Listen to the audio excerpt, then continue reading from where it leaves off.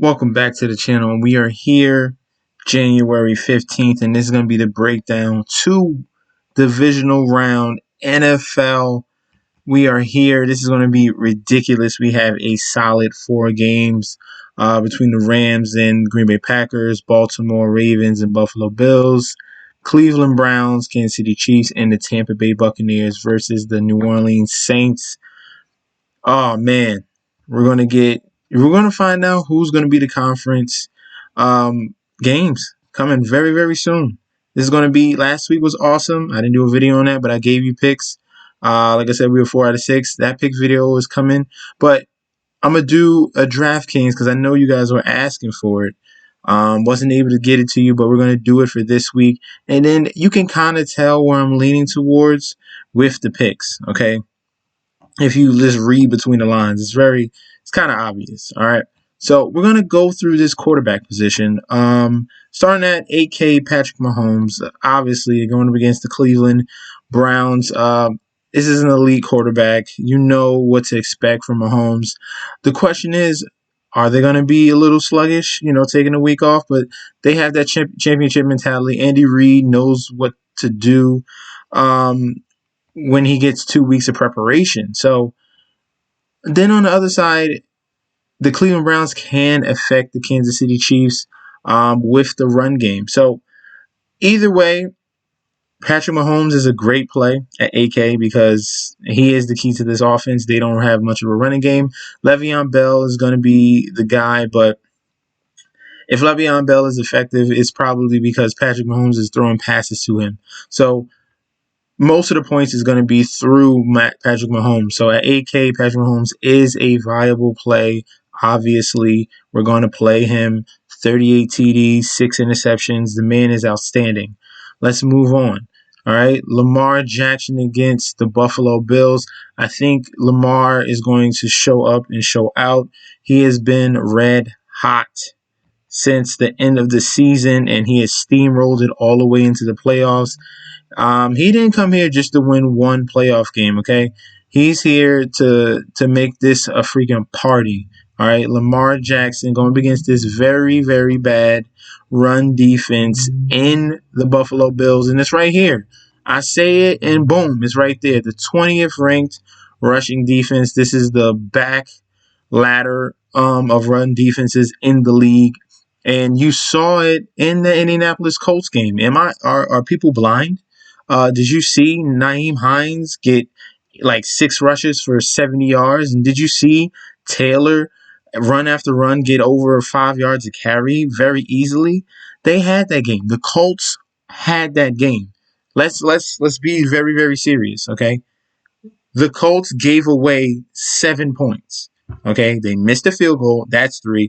They went for it on 4th down when they could have taken a field goal. That's 6. And then they went for 2 when they just should have just kicked the extra point. That's 7. And then if you add those 7 points to the total, they would have won.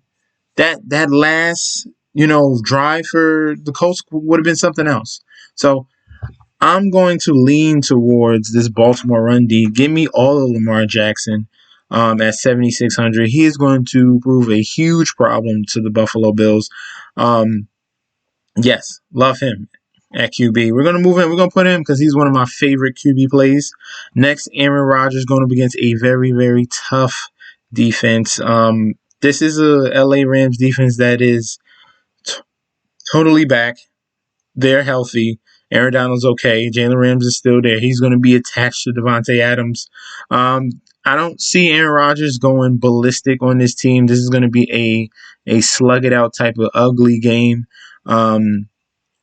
I think the offense on the Packers side is going to, put up enough points, but I don't see a performance where it's viable for me to pay $6,900 when I see Patrick Mahomes or Lamar Jackson with the legs.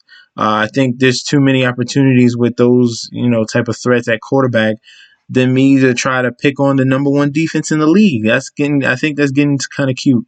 That's why Rodgers is, at 6,900 this week. Next, going down, Tom Brady. This is one of the cheaper guys I'm looking at. Each level, there's a quarterback where you're like, oh, okay, Tom Brady at 6,300. Yeah. If you guys haven't noticed, this is the highest scoring offense in the league since the last time they lost to the Saints. They've been averaging over 34 points a game. The Tampa Bay Buccaneers. I did a video on this almost 2 months ago telling you, Tampa Bay, put your money on Tampa Bay. It is coming. And what has happened? Am I a fortune teller? No, I'm just seeing that, like, it's very obvious. It's Tom Brady, okay. There's Mike Evans, okay. There's Antonio Brown, okay. There's Chris Godwin, okay. There's Robert Gronkowski. Do I have to keep going? Like, how people just want to just discredit the Tampa Bay Buccaneers? Uh, you should have known this was coming. You should have known. So we're going to play Tom Brady at 6,300. You saw the opportunity. If the Bears had a competent offense, the Saints would have lost that game. The fact that Wims dropped that touchdown, the Saints should have lost that game. If there was some sort of offense on the other side. The huge test was keeping Brady standing, and that Buccaneers offensive line did a great job against an even better defense than the Saints defense. The Washington Redskins defense that has so many pass rushers and great corners everywhere. Okay? That was a huge test for them. Now, how you saw what the Tampa Bay Buccaneers did against that Washington Redskins, they scored effortlessly. People want to question, Tampa Bay letting Heineke score. That there was no doubt in my mind that when the Buccaneers get the ball, it was going to be boom, boom, boom, touchdown. What was it? It was boom, boom, boom, touchdown. That's how crisp this offense is going right now.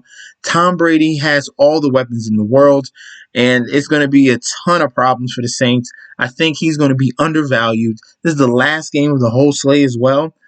There's going to be a lot of teams that are going to be already finished, and you got Tom Brady left, and you got the GOAT. He's the GOAT for a reason, okay? Please play some Tom Brady at 6,300, man. Please do. We're going to move on. Drew Brees is a viable option at 56.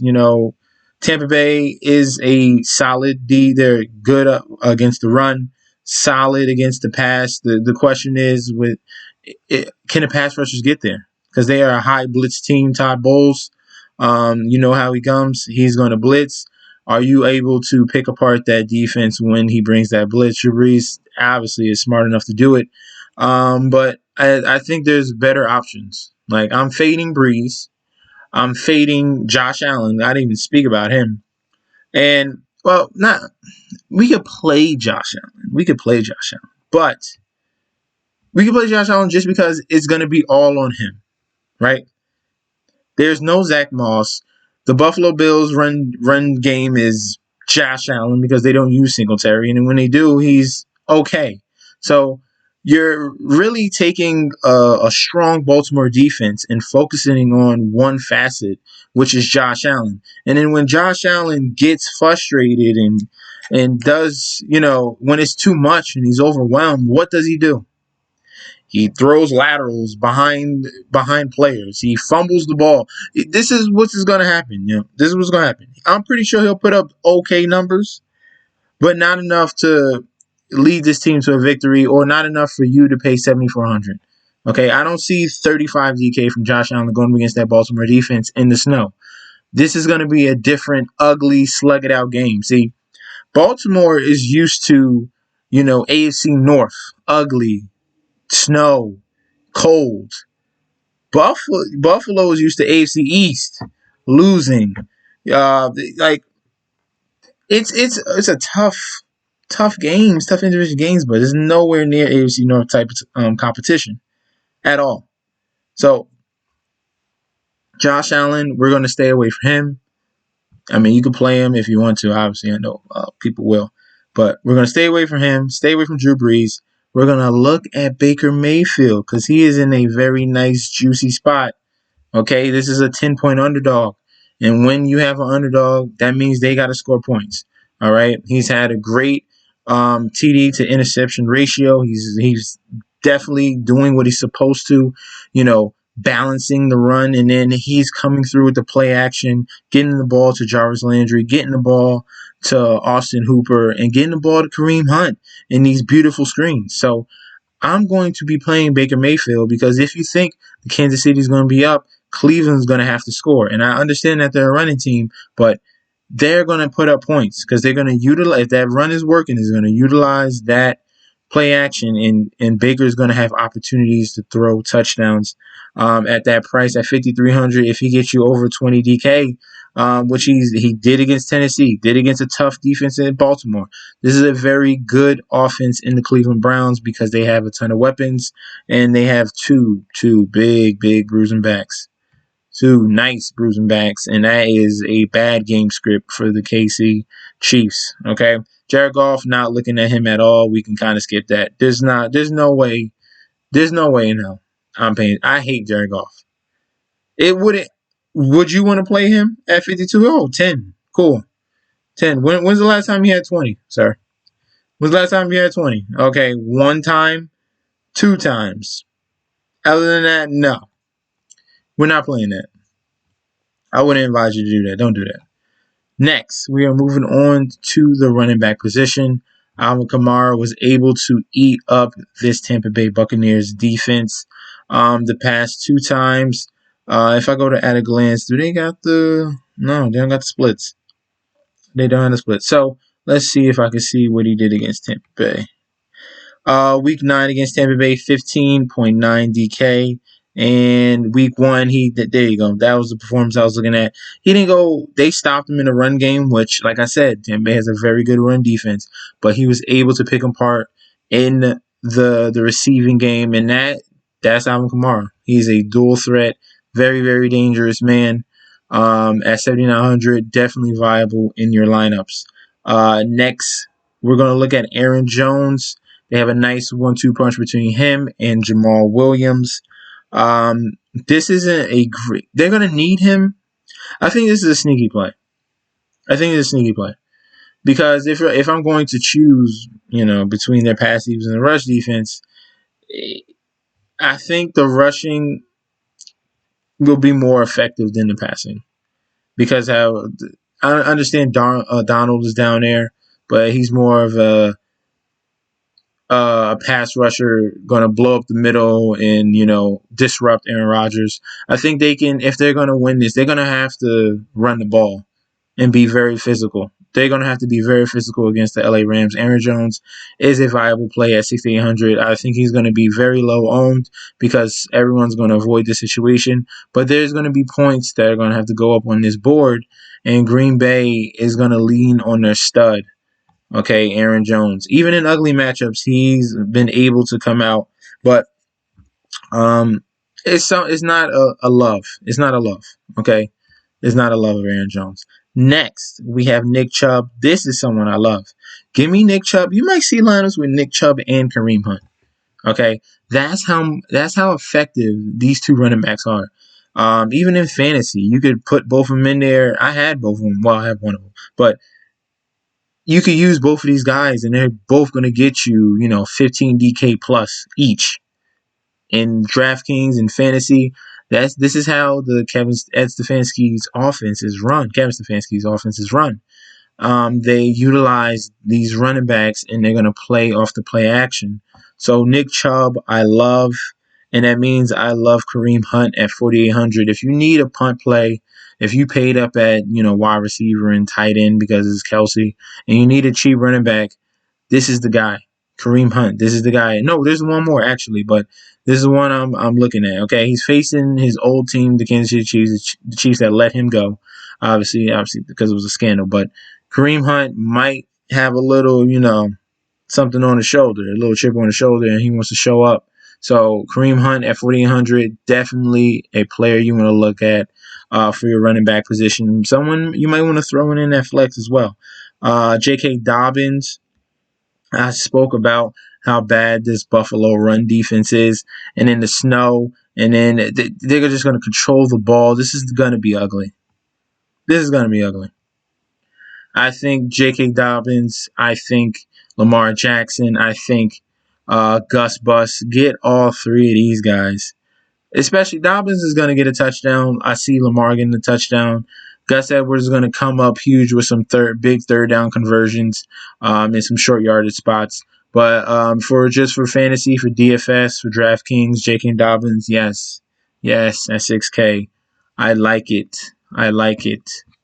Cam Akers against Green Bay.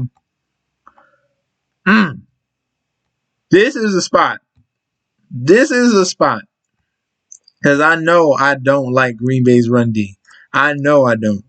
But this man, he had a very, very slow beginning to his rookie year, and he has come on against New England over 24, Seattle 28. That when you look at Seattle's run D, that's similar to Green Bay. You saw what Green Bay's run defense is. You saw it against the 49ers last year. It's the same run D that can get gashed.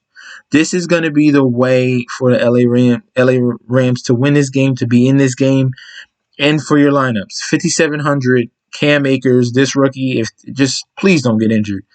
This is going to be a huge, huge play. 5,700 Cam Akers.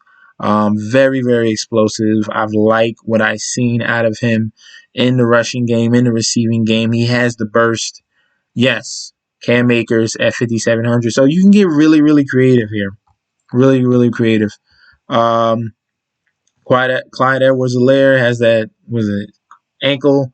He's not going to be 100%. It's going to be all on Le'Veon Bell. He's going to get the touches. But they really don't utilize running backs like that. Like, receiving game, yes, he needs to get in the end zone for you to really, be worth it. But I got another guy for you. We're going to play Leonard Fournette. I think you saw it last week with, Ronald Jones being a healthy scratch. They came in with some BS that he suffered a quadricep injury pregame warmups, but I think the fumble problem from Ronald Jones is the reason why they went straight to Fournette. Okay, they're gonna and you saw it. You saw it when Keyshawn Vaughn fumbled, immediately got taken out. They're not taking Tom Brady. Don't play that.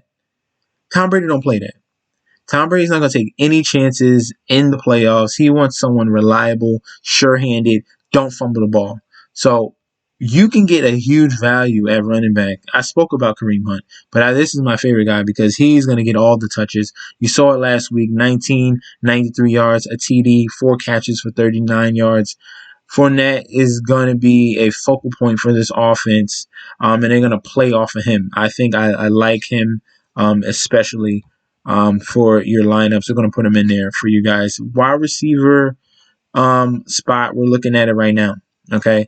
Now, the QBs that I like, let's pair them with the wide receivers. I spoke about Patrick Mahomes, so Tyreek Hill is going to be viable. Denzel Ward is going to be back, but this is a different type of beast right here. Tyreek Hill is the fastest wide receiver in the league, and he is unguardable. So don't be surprised if he goes off.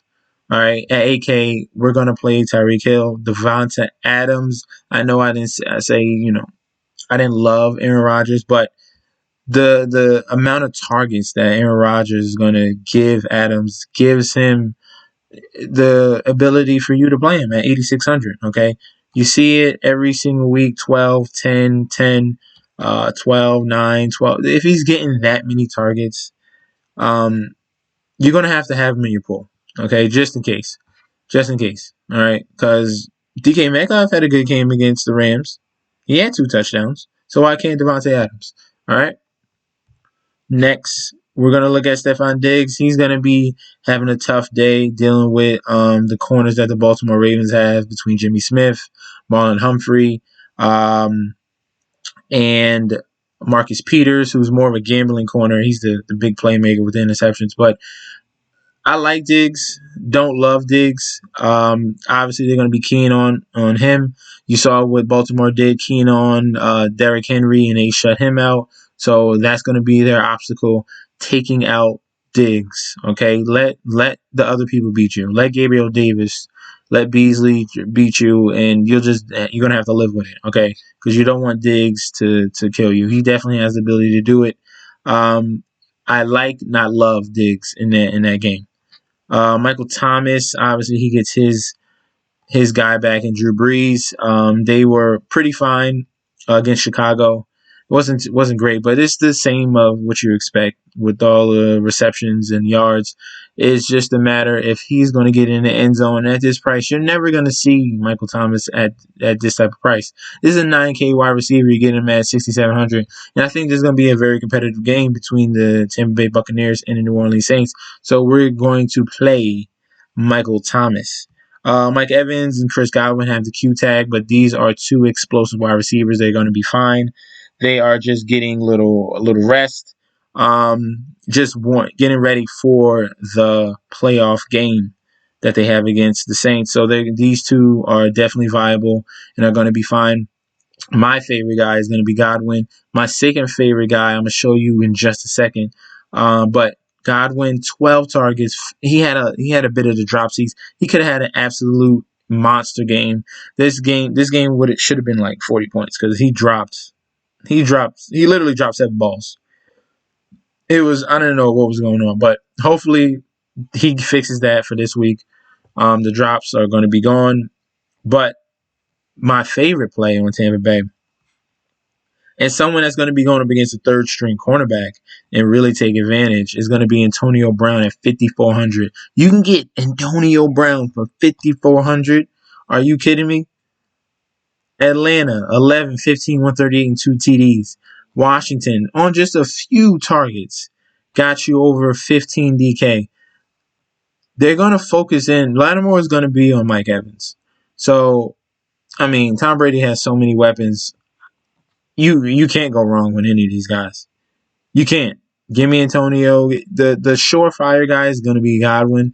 The secondary guy is going to be Antonio Brown that I love.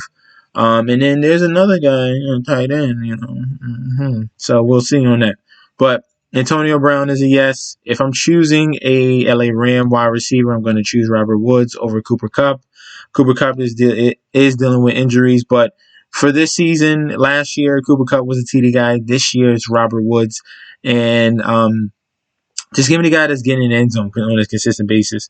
Cooper Kupp has struggled this year with the touchdowns, but the catches are there.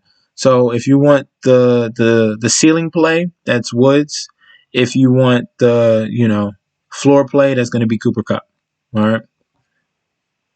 Let's see if I can find you some cheaper guys down here. Cole Beasley is going to be huge in the game against Baltimore. This is the safety blanket because this is the extension of the run game. They ball smart, okay? He knows that the run game is only Allen, and they kind of use the short passing game to Cole Beasley as the running game for their offense. So that's going to be the extension. 4,900 for Cole Beasley is going to be too cheap. I think he's definitely going to get 5, 6, 7 catches in the game in this type of environment. John Brown, not really looking at him. Sanders is someone I'm looking at as well at 4,500. He didn't really get clicking with Brees last game. I think he can pick a little spot in the middle because there's going to be a lot of focus on Kamara and Michael Thomas. Sanders is going to be, a little underlooked in that game. Rashard Higgins is someone to look for. He had 7 targets going against the Pittsburgh Steelers. You need him to get in the end zone if you're looking at him, okay, at 4,100. Someone I like a little bit more, with all the focus going to be on Devonta Adams, Allen Lazard, and Marquez Valdez-Scantling are going to be the wide receivers who are going to have to pick apart the secondary options on the LA Rams. And at 3,900, and what's Scantling at? And Scantling at 38. These are your flex guys who you're filling in the rest of your lineup, and you can see possibly go off, okay? Because you're gonna need to go up against these nickel corners, all right? That they're gonna pop, okay? Scantling is more of the deeper guy, and I can see he can be very viable as well at 3,800. A big injury that could be very effective for the Kansas City Chiefs is this Watkins injury. If he doesn't play at 4,800, he didn't practice Thursday. So if he doesn't practice tomorrow, we can look at Mecole Hardman, a very explosive wide receiver for the Kansas City Chiefs. And when he gets the opportunity to start, he does take advantage. You're getting a little boost in the special teams area as well. So he can get a touchdown there and possibly a touchdown on the regular offense. You know, he has some boom weeks against the Jets, against Miami, against New Orleans. This is someone to fill in the spot if Sammy Watkins does not make it. Other than that, Snead is viable. Scotty Miller is a viable punt play. And that's pretty much it that I'm looking at for this wide receiver section. Let's move on to the tight end. Tight ends we are looking at. Let's go straight to the top. Okay, Travis Kelce is an absolute monster. There's no one that can guard him. You know Patrick Mahomes' favorite target. I think I want to pay up for him. Do I want to lock it in? I might want to lock it in. You know what? A lot of people want to go to Kelce. I want to lock in Mark Andrews. The key to this is they're going to run it down their throats. And then they're going to beat them up in the middle. And through the middle is Mark Andrews in this receiving game. You already see it in the ranking. This is a bad – they can't stop the run. And if you can't stop the run, that means you can't stop the tight end. It kind of goes hand in hand because you're sucked in, and then these are the guys that leak out, which is the tight end. And this is why the opponent rank is 29th. Okay, so Mark Andrews might be my favorite tight end this week. Honestly. Yes, he is. So Kelce – Andrews is my lock. Tanyan is a good secondary option at tight end. Very consistent. He stepped up this year. Really came out of nowhere. That first Monday night game early in the season, that's when he really came on the scene and really showed up. Jared Cook had some drops. He kind of let down Drew Brees last week. Definitely had a lot of targets at 7, but there's better guys I'm looking at. I'd rather skip Jared Cook and go towards this area right here between Austin Hooper, who's going to get a ton of targets. You saw him; he got 11 last game, 5 and 15 against the Jets. Consistency right here. All right, he's going to get you over 10 DK. This is the extension of the offense. They're going to run it, and then they're going to play that play action, and Hooper's going to be right there in the middle. Someone to look at is also going to be Rob Gronkowski at 3,600. You know Brady's favorite target in the red zone. I think since he had a mulligan last game, Tom Brady's going to make it a point to use Gronkowski in this game, okay? Other viable options, Dawson Knox is someone who's an okay option, but like I already told you my favorites, okay? Hooper, Gronkowski, Andrews, and then obviously Kelce, okay? And that's all that you need. I really don't think you need to go eat really cheaper. Higbee's here, but I don't trust Goff. Yeah, that's it. And then defenses, the best defenses in this game, in this slate. Let's see. I think you should fill out your lineup, like I tell you before. Fill out your lineup and then see what you can fit in that defensive spot. But if I'm just aiming for defenses, I think if I want a under 3K defense, give me the Ravens because you should understand, where I'm leaning towards in these games. So I like the Ravens defense in this game. He was a secondary option. Packers defense. You can pay up and do an Aaron Jones Packers D because just the fact that Goff has a, not fully healed thumb and a turnover can happen very, very quickly. They have the Smith brothers as a pass rush. I like them as well. So let me know how you feel, guys. All right. Let me know. Do you like these picks that I have? Or do you agree with my narratives? I don't know. Let's see. Comment. All right. We have a little discussion. Like, comment, subscribe to the channel. We are almost at 340. Let's get over that number. Let's get to 400 very fast. Let's get to 400 like tomorrow. Let's do that. All right. Follow me on Instagram and Twitter at MessageSD. I'll be back with another video tomorrow. And peace out.